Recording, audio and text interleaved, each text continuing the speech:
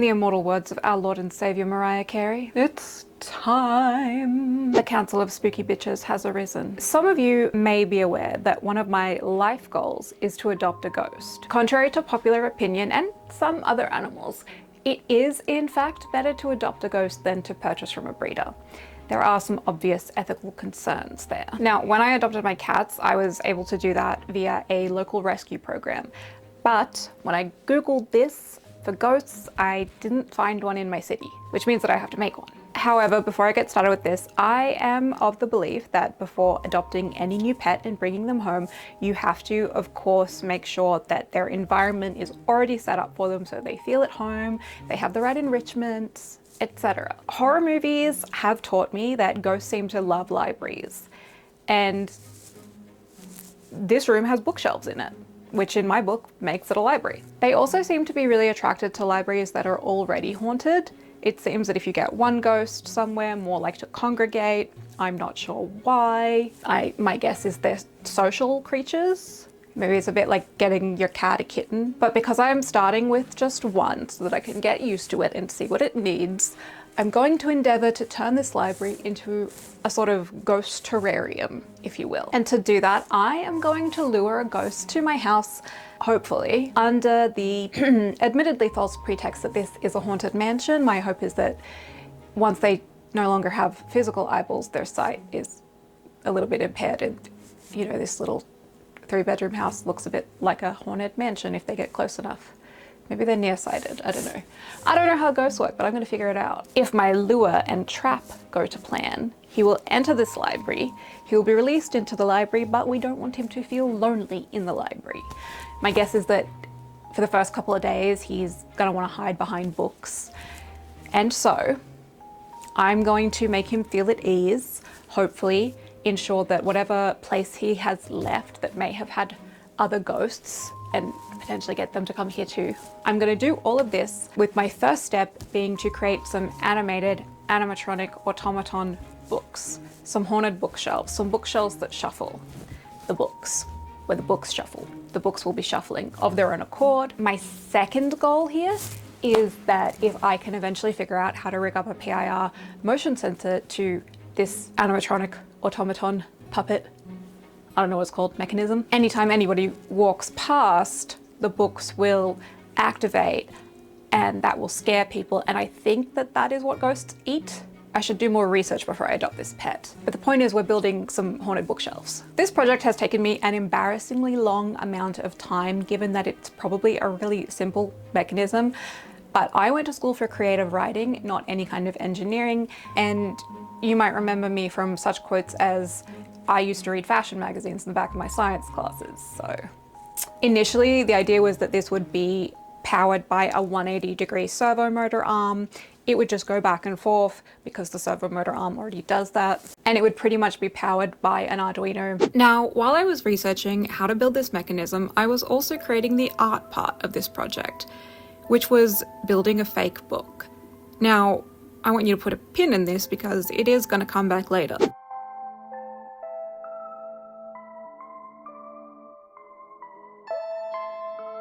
And when researching this particular idea, I spent a stupid amount of time copying and pasting things from Stack Overflow in order to get the action and the distance and everything that I wanted. And I even had my little arm kind of working with my little cardboard mock-up.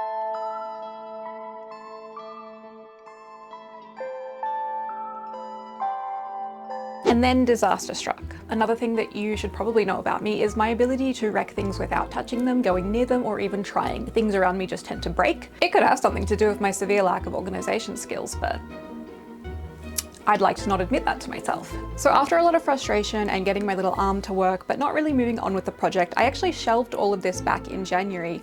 And then when I went to pick the project back up last month and try and finish it, my Arduino had broken. So that was fun. However, by this time I had figured out that I wanted to do something totally different with the mechanism, and that it would be actually a better idea, instead of using servos and an Arduino, to try and work out how using a stepper motor or a 360 motor would work, and to sort of turn that into a linear reciprocator. And luckily for me, my partner then informed me that there is this magical place that is basically heaven on earth, and it's called JCar Electronics, and it's awesome. It's full of cool tech gadgets and little chipboards and microcontrollers and switches and all the stuff that I don't understand, but I am drawn to like a moth is drawn to lamps, because apparently I have a real goal to die of electrocution. But why was this amazing to me? Because normally I buy dirt cheap Chinese electronics that I can't read any of the symbols on because they're not in English, but they cost like $2 on AliExpress, but they take 6 weeks to arrive. Finding out that JCar exists was awesome because they were local. They were literally in my suburb. I am in fact fully aware that I'm sure somewhere in the world there is a 4-year-old child with access to Lego Technics who could have done this a whole lot better, faster, and easier, and is probably smarter than me, but I don't have access to any children. So someone convince someone I know to have a baby, and I'll turn them into a little engineer. In other news, there's half a set of drawers on my floor. But now I am going to crack open my new Arduino kit and put it with my old Arduino kit and all of the parts that I still have from that. And then I will have a little Frankenstein Arduino kit to practice creating the circuit. I don't know how electricity works. Actually, that's not true. I know how to rewire lamps, and that's it. And my soldering's bad.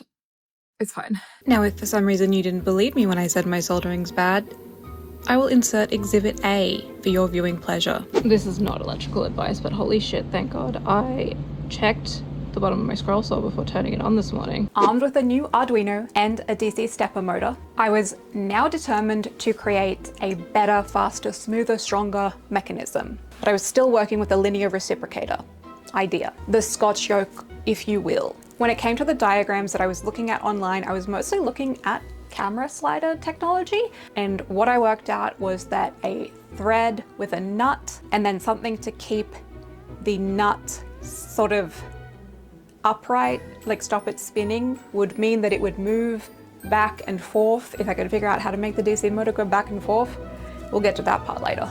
Eventually, I was able to use this threaded rod and nut mechanism to create a kind of little cart that would move forwards, and if I switch my jumper cables backwards.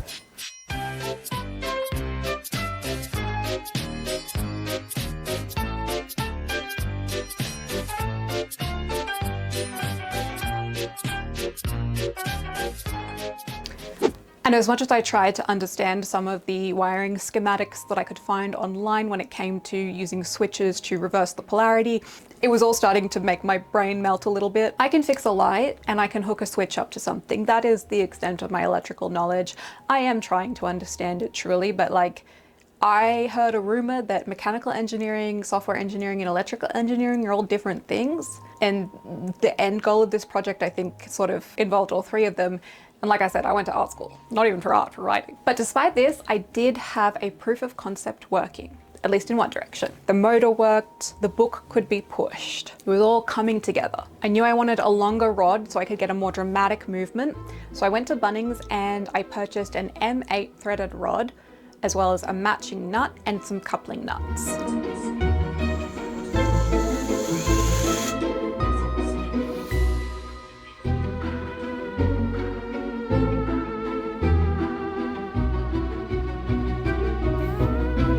And here I am using an angle grinder right next to my carpet, which is exactly what a normal person would do.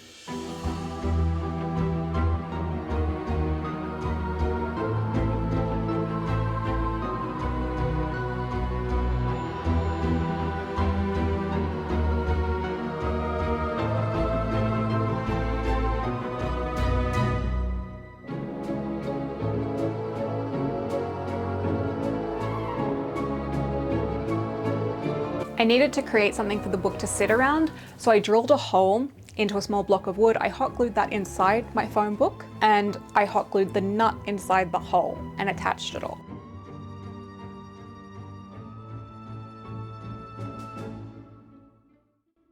And it was working, and it wasn't even really a bad idea, I don't think, especially for someone even with no experience. But then I kind of decided I hate how it looks for a couple reasons. One is it should almost ignore these staples, I was experimenting with something. So one reason is that it should almost look already like a presentable kind of book by this stage. And the other reason is that I like my Halloween decorations to be kind of like Disney level cartoonish. So I do think I will have use for this book for another project that I'm thinking of. But it's not going to work for this because this is going to be kind of a year-round setup that I just want to freak people out with. So I'm going to rip it apart. The new plan that I came up with solved a bunch of problems, particularly that reciprocating, that back and forth motion that I couldn't figure out with the switches. Well, maybe I could do it with just the mechanism. I watched a bunch of online tutorials, and what I found was that a bunch of people would just use different sized cams attached to their motor shaft to push multiple books in a line back and forward. So I found a smooth shaft of hollow aluminium tubing that I think came from a curtain rod. I got a lot of piles of crap in the backyard, so I don't show it to you guys. I fit this over my threaded rod, and then I cut out some plywood cams. They were lobe shaped. Looking back on this, it might be better if they were circles and just kind of screwed through at different points. Now, after doing the world's most dodgy connection with this aluminium tubing, I decided to experiment with different types of cams and different types of connections.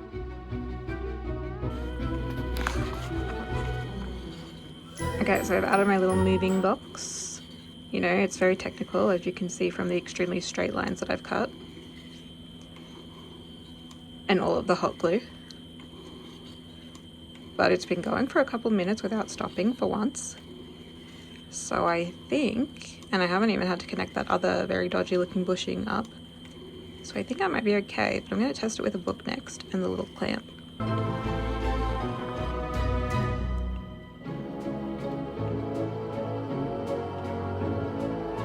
And I kind of think that this was worth the struggle and experiment with, because I may have found another way to create like a fully hidden mechanism with fake books if I wanted to put something like this in, say, a standalone area like my cabinet of curiosity. Finally, a bunch of YouTube videos sent me down the right path. Wait, you know you can go outside, right?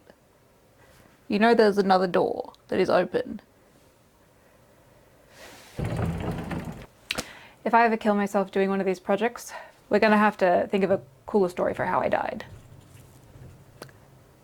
Hi, Smeagol. I'm having a bad hair day today because I think I accidentally put fabric glue in my hair last night. So that was cool. So we're in the final home stretch. We are finishing this project today. At least I hope we're finishing it. There might be one thing that I still need to go to a store and get, but for the purposes of actually getting it done, I might be able to finish it. I have it all down on the ground in front of me with these cats. The tasks that I have left to do are just kind of like affix the cams, try and make sure that the motor stays in place, cover the motor and mechanism, which I have a hollow book that I think will be handy for that, and then I'm going to put it in my bookshelf over here, and we're going to see how it works and what it looks like. So I'd cut my final cams out of a little bit of scrap plywood that I had laying around, and then very badly filed them into this kind of lobe shape, so that the cams had something to hit and actually move the book forward, because I found that they were just kind of flopping over. I used paddle pop sticks and just duct taped these to the page part of the book. This worked great. And then I literally attached them to the rod with elastic to create a springing back and forth motion. However, they were still flopping and falling over occasionally. So I created a kind of track for them by using strips of pine. I think that that's correct. Duct taped again to the books, but then the pine would be screwed into the piece of pine at the back that the whole mechanism is mounted on. This worked to keep the tracks, hide the mechanism. Now, my duct tape technique was obviously very cool, very sturdy, and very professional. It kept falling off. I eventually stapled the elastics to the books. I was fine with this. I've read these books. I've had them for years. And honestly, because the moving books that I picked were kind of like spooky titles, I feel like if I ever want to rip this apart, I probably want to recover those books and do like some cool covers for them. Don't judge me. It's a Stephen King paperback. It's fine. When it came to getting the correct tension for each book, I did find that this was tricky. I just experimented a fair bit. This is where the staples came in handy because I could create a knot at a certain length and then just keep pulling and tugging and re-knotting until I had it correct. With the amount of power I was giving my motor, which was about 18 volts, I had a certain amount of torque. If I went lower, I had less torque. The lack of torque meant that the motor would stall if the elastic was too tight. So it had to be at a certain length. It had to be at a certain tension to both spring back and to not stall the motor. It was pretty delicate, honestly. And I'm bad at math, as we've established, and that's why I wasn't really able to do any of this in any kind of CAD software, because while I downloaded some, I've yet to open it up or even look at it. Time to address the elephant in the room, the motion censored aspect. Well, like I said, I don't know anything about mechanical engineering, software engineering, or electrical engineering. I went to school for creative writing, as I stated, so I'm not exactly a certified stable genius over here. I did experiment with the things that I have, which are various little microcontrollers. I don't think that I have the correct stuff yet. I was able to use a breadboard to create a little like PIR motion sensor for an LED. I'm gonna keep trying to do that and make this thing motion censored because I think it would be cool. But as for right now, I have not figured that out. I did find a video that seems to explain it, but I just cannot make head or tails of the part that I'm not getting yet. It honestly takes me a while of like trying to do the same thing 52 times before I realize that I'm missing something. So there's that. But luckily, when it comes to electronics, as I stated, I'm very comfortable with hooking up a switch. I found an old light switch and I stabbed a fake book that I own. Stabbed it right in the top with a soldering iron. So this was basically just to let me hide my wires and my batteries somewhere so they weren't just like hanging around.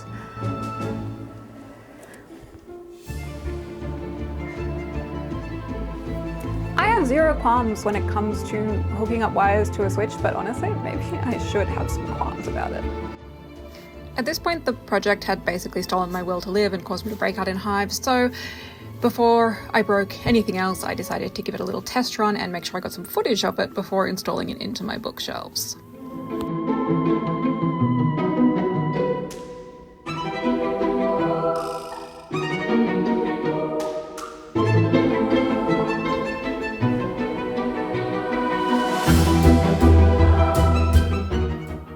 But alas, Mariah Carey was in fact shining her light upon me. I was in her line of vision, and it was finally time for the reveal.